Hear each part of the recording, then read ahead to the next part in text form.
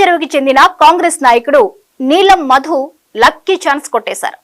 పార్టీలో చేరిన తక్కువ కాలంలోనే ఎంపీ టికెట్ దక్కించుకున్నారు. తెలంగాణలో కాంగ్రెస్ సర్కార్ ఏర్పడటంతో రాజకీయ సమీకరణాలు చక్కచక్క మారిపోతున్నాయి. లోక్సభ ఎన్నికల్లో కాంగ్రెస్ విజయావకాశాలపై అంచనాలు పెరుగుతున్నాయి. అత్యధిక ఎంపీలు గెలుస్తామన్న ధీమా కాంగ్రెస్ నేతల్లో కనిపిస్తోంది. ఆ క్రమంలో మెదక్ ఎంపీ టికెట్ నీలం మధుకి దక్కడం ప్రాధాన్యత సంతరించుకుంది.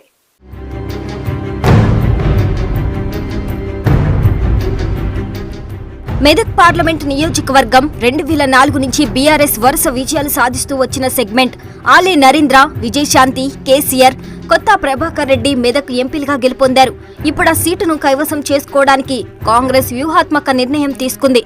ఇప్పటికే అక్కడ ప్రచారం చేసుకుంటున్న నీలం మధుని మెదక్ అభ్యర్థిగా ఖరారు చేసింది.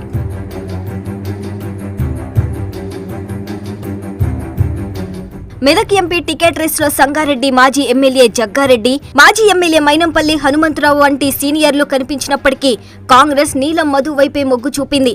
మైనంపల్లి కుమారుడు రోహిత్ మెదక్ ఎమ్మెల్యేగా ఉన్నప్పటికీ ఆయన్ని కాదని నీలం మధు ముదిరాజ్ పైనే కాంగ్రెస్ పెద్దలు నమ్మకం ఉండటం విశేషం.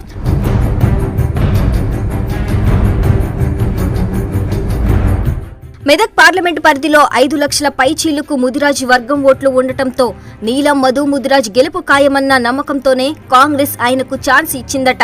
తమ నేత నియోజకవర్గంలో చేపడుతున్న సామాజిక కార్యక్రమాలే ఆయన్ని గెలిపిస్తాయని నీలం మధు వర్గీయులు ధీమా వ్యక్తం చేస్తున్నారు.